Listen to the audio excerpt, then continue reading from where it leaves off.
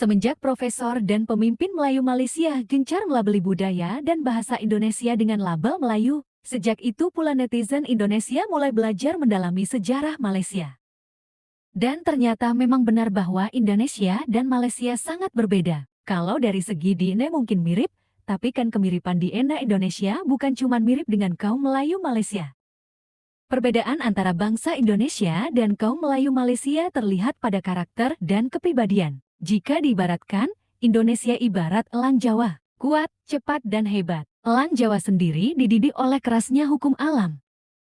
Sedangkan Malaysia, kita ibaratkan kucing peliharaan yang dididik untuk menunggu makanan datang. Kalau majikannya tidak memberi makan, maka dia akan pindah alam.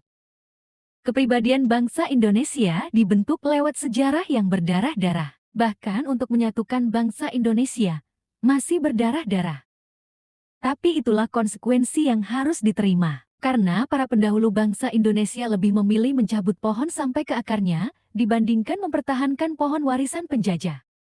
Dengan sejarah yang berdarah-darah itu, menjadikan bangsa Indonesia semakin kuat dan kokoh seiring berjalannya waktu. Mimin teringat kata-kata dari Bung Karno, bahwa bangsa Indonesia akan bernegara 1000 windu lamanya, bernegara untuk selama-lamanya. Makanya konsep kebangsaan Indonesia itu jelas, kami berhasil disatukan menjadi satu bangsa, satu tanah air dan satu bahasa. Tidak semudah itu menyatukan negara sebesar Indonesia, yang memiliki 1340 suku bangsa. Dengan karakter, budaya dan bahasa yang berbeda-beda, serta memiliki lebih dari 18.000 pulau. Geografi Indonesia tidak mendukung penyatuan itu, tanpa ideologi Pancasila. Itu hebatnya pendiri bangsa Indonesia, berani mengambil jalan tengah dan menciptakan ideologi baru yang cocok untuk bangsanya sendiri, tanpa harus mengikuti ideologi Barat hingga ideologi Islam.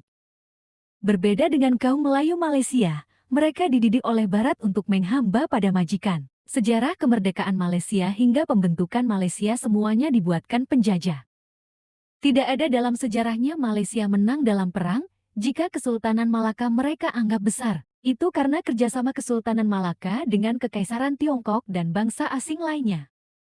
Kaum Melayu Malaysia dalam sejarahnya tidak pernah punya tentara yang kuat dan tangguh. Mereka berkali-kali ditaklukkan Aceh, berkali-kali ditaklukkan Sriwijaya, berkali-kali ditaklukkan kerajaan-kerajaan Jawa.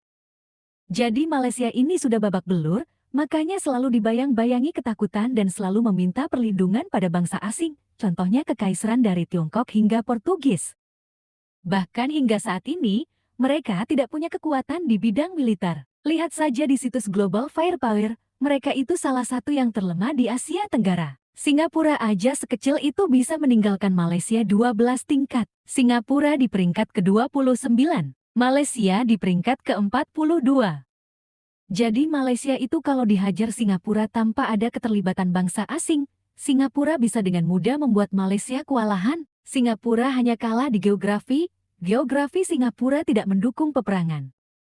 Kenapa Singapura lebih kuat dari negara asalnya Malaysia?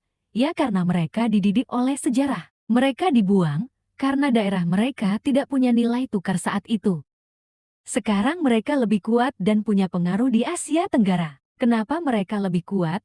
Ya karena sejarah mereka menuntut harus lebih besar dan kuat dari negara asalnya yang membuang mereka. Jadi memang bangsa yang dididik oleh sejarah yang menyakitkan, akan menjadi raksasa di masa depan. Geografi mereka memang mini, tapi pengaruh Singapura di kawasan bisa dibilang raksasa.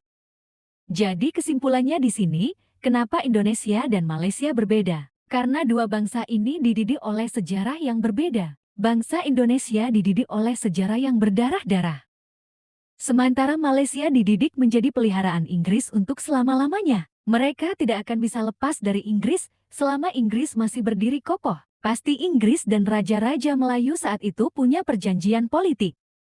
Karena tidak ada dalam sejarahnya Inggris mau melepaskan daerah jajahannya tanpa imbalan yang setimpal. Apa perjanjian politik itu? Ya tanya sama raja-raja Melayu. Apa saja yang sudah mereka janjikan pada Inggris?